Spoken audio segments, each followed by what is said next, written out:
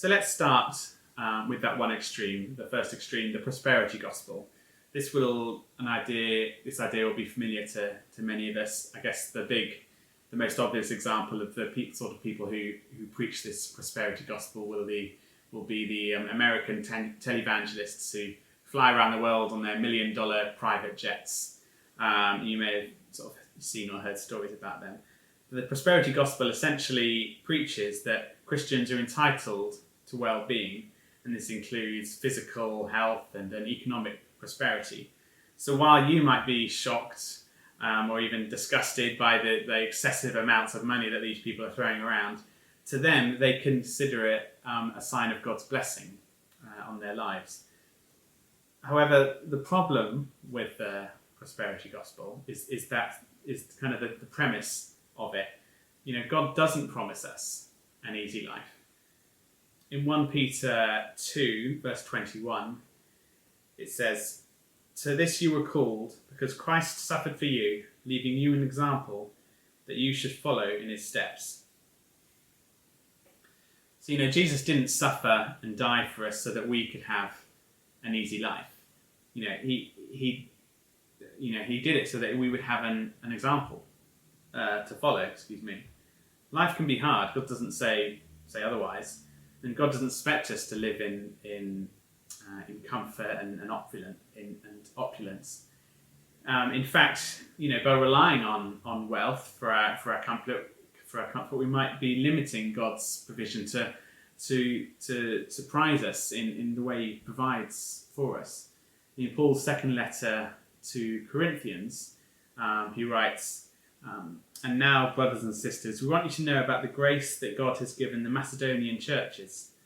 In the midst of a very severe trial, their overflowing joy and their extreme poverty welled up in rich generosity."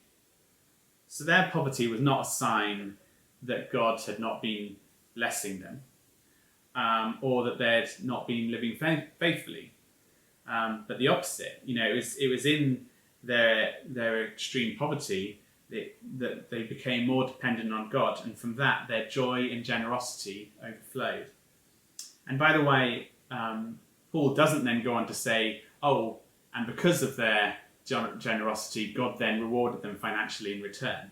That's kind of another subtle way that the prosperity gospel can represent itself. The idea that the more we give, the more God gives back to us in return. And that is not what I believe what the Bible is saying, and it's not the reason that we give. We don't give in order to get more in return. If that's the reason that you're giving, I think you're missing the point. You're making an act of service, of sacrifice into and following God's will into something that's all about you, just receiving more in return. We give because we're commanded to give. We give because we love. We're commanded to love the poor, to love our neighbour, to have compassion for others, not as some sort of trade arrangement where we give a little bit here so that we can get more back in return at a later date. And, if that is your reason for giving, then you're going to end up disappointed if and when that you don't see that money flowing back into your pocket. And in fact, it says in the Bible that you should give without expecting to see that money back. In Luke 6:35, it says to lend money without expecting you to receive anything back. And it says here that your reward will be great, not in the financial sense, but in the eternal sense. At its worst, the prosperity gospel can cause Christians to even despise the poor, as if their poverty is their own fault. A recent survey in America found that 46% of Christians surveyed said that a lack of effort is generally to blame for a person's poverty, compared with 29% of all non-Christians. So what does that say about our heart for the poor, for those born into troubled families, into illness, into unjust systems? The prosperity gospel can create a sense of superiority over the poor, as if we are justified by our bank balance. But if you believe that the size of your bank balance is a measure of God's blessing, then it could become easy for you to start blurring the two, and quite quickly you're loving money more than you're loving God.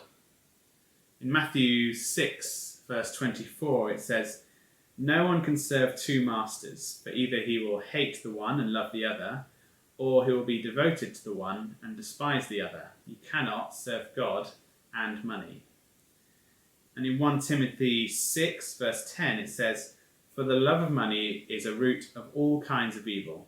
It is through this craving that some have wandered away from the faith and pierced themselves with many pangs."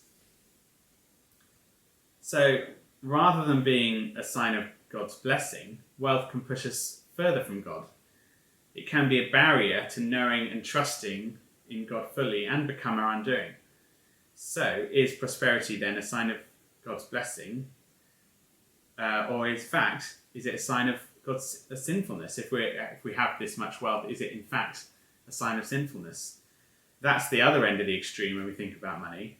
The idea that money in itself is sinful, and that to be right with God, we need to give it all away to become some sort of modern day hermits living only bread and water. That's an alternative approach to money that you might call the poverty gospel. And that's what we'll be looking at in the next little series in this mini-series, next video in this mini-series. So to watch that one, please click on the link on my hand right now.